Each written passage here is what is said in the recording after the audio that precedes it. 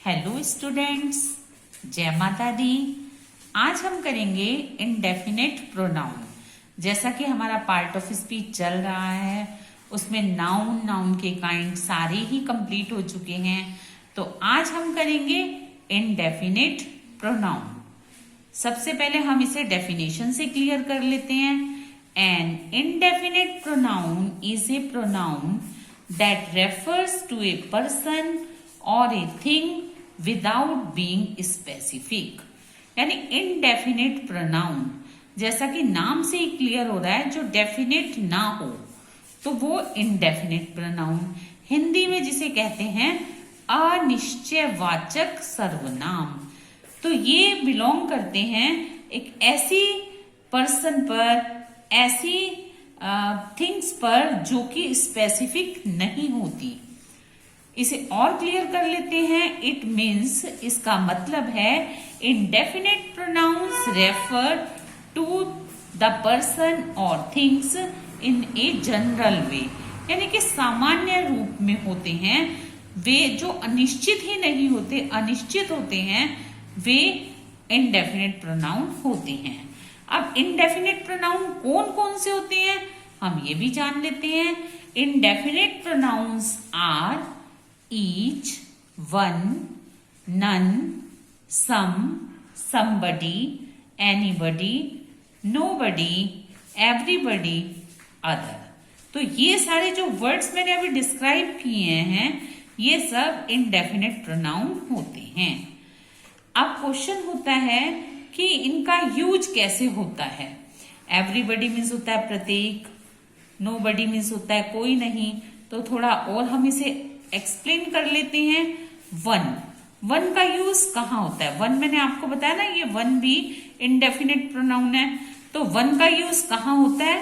One is used for people in general as one should do one's duty. एक व्यक्ति को, एक इंसान को अपना कर्तव्य निभाना चाहिए। तो यहाँ पर वन के साथ वंस लगा। वन जो है हमारा इनडेफिनेट प्रोनाउन है। अब हम करते हैं नन। नन का मतलब होता है not one. No, not one is used in a singular number when it refers to a material noun as. Example से और क्लियर करते हैं। I want water, there is none in the jug. मैं पानी चाहता हूं लेकिन जग में थोड़ा सा भी नहीं है। तो ये जो नन वर्ड है ये इनडेफिनेट प्रोनाउन है। अब हम इन ए प्लूरल और singular when referring to persons और common noun as none but the fools have ever believed it. अब नन ये हो गया इनडेफिनेट प्रोनाउन। फूल्स मूर्ख, एक मूर्ख नहीं बहुत सारे मूर्ख, क्योंकि प्लूरल नंबर में है तो इसलिए ये प्लूरल हो गया। ये रहा, ये प्लूरल हो गया। नेक्स्ट है is there any letter for me. मेरे लिए क्या कोई पत्र है? इंटरोगेटिव है। तो एनी वर्ड जो है ये हमारा इनडेफिनेट प्रोनाउन है। नो देयर इज नन, नहीं वहां कोई नहीं है, कोई लेटर आपके लिए नहीं है। तो यहाँ जो ये नन वर्ड आया ये आपका इनडेफिनेट प्रोनाउन है और ये सिंगुलर वे में है। Next each, everyone, anyone, everybody. The pronouns he, she, his are used for anybody, everybody. इसको भी हम एग्जाम्पल से क्लियर कर लेते हैं। Each of the girls has taken her share. तो each of the girls, तो each जो वर्ड है हमारा इनडेफिनेट प्रोनाउन है। अब हम इन प्रोनाउंस को एग्जाम्पल से और क्लियर कर लेते हैं। Everyone can make his choice. His, तो हिज यहाँ किसके लिए लगा है? इनडेफिनेट प्रोनाउन है। Everyone can make his choice. Next anyone can speak if he likes. Next example है this is a long pencil, that is a short one. 1 के नीचे अंडरलाइन है। Next, anybody can do this, कोई भी इसको कर सकता है। कोई फिक्स नहीं है कि कौन कर सकता है, एनीबडी है यानी कि कोई भी, कैन मीन्स सकता है, डू मीन्स कर सकता है, दिस मीन्स इसको, कोई भी इसको कर सकता है। तो यानी कि यहाँ पर अनफिक्स है, तो इसलिए ये इंडेफिनिट प्रोनाउन है। नो वन हैज कम, कोई भी यहां नहीं आया। कोई, कुछ, प्रत्येक, ये सब जो वर्ड्स होते हैं ये इंडेफिनिट प्रोनाउन के होते हैं। For example, nothing is here. अब आपको ये डिफरेंस बताऊंगी कि इंडेफिनिट प्रोनाउन और इंडेफिनिट एडजेक्टिव में क्या फर्क होता है। इसको बहुत केयरफुली सुनना students. When after these words, वो वर्ड्स कौन कौन से जो मैंने ब्रैकेट में मेंशन किए हैं, सम, ऑल, मैनी, वन, एनी, ये 1 2 3 4 5, ये 5 वर्ड्स हैं। कौन कौन से? सम, ऑल, मैनी, वन और एनी।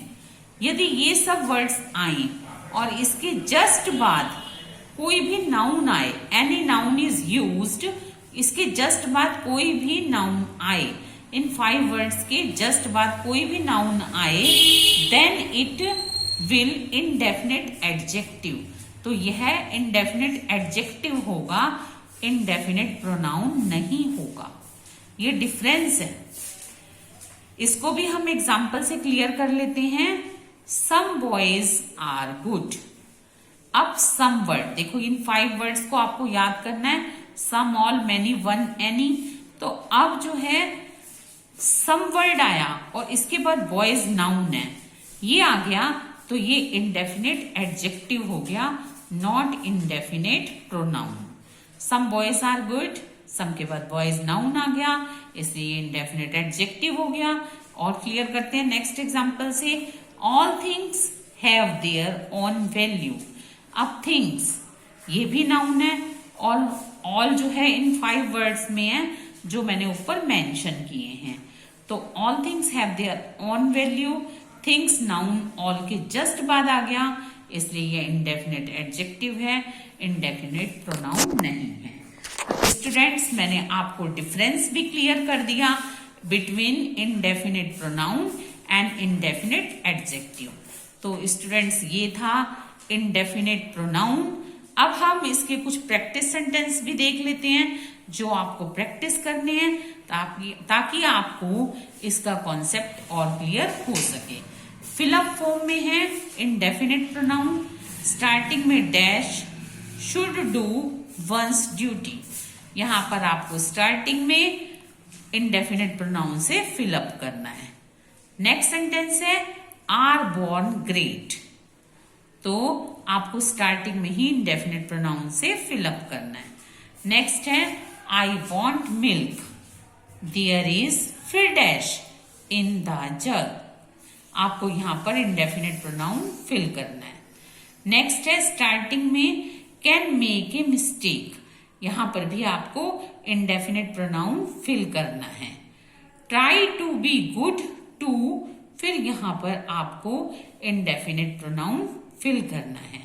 स्टार्टिंग में डैश है, आपको यहां पर करना है of the girls is absent today, यहां पर आपको इंडेफिनिट प्रोनाउन फिल करना है। नेक्स्ट आया स्टार्टिंग में dash, came for my help, यहां पे भी आपको इंडेफिनिट प्रोनाउन फिलअप करना है। लास्ट सेंटेंस, इसमें भी स्टार्टिंग में डैश है, of the poems are well known, तो यहां पे भी आपको इंडेफिनिट प्रोनाउन फिल करना है। इसके आंसर यानी फर्स्ट का आंसर ये, सेकंड का आंसर ये, थर्ड का ये, फोर्थ का ये, फिफ्थ का ये, सिक्स का वन, 7 का नोबडी, 8 का नन। तो ये मैंने आंसर्स भी लिख दिए हैं। स्टूडेंट्स, पहले इन सेंटेंस को खुद करना और उसके बाद आप इन आंसर से मैच कर लेना, ताकि आपको इंडेफिनिट प्रोनाउन की हर चीज अच्छे से क्लियर हो सके। तो स्टूडेंट्स, आज की इस वीडियो लेक्चर में इतना ही। जल्द मैं आपसे मिलूंगी अपने नेक्स्ट वीडियो लेक्चर के साथ। टिल देन गुड बाय, जय माता दी।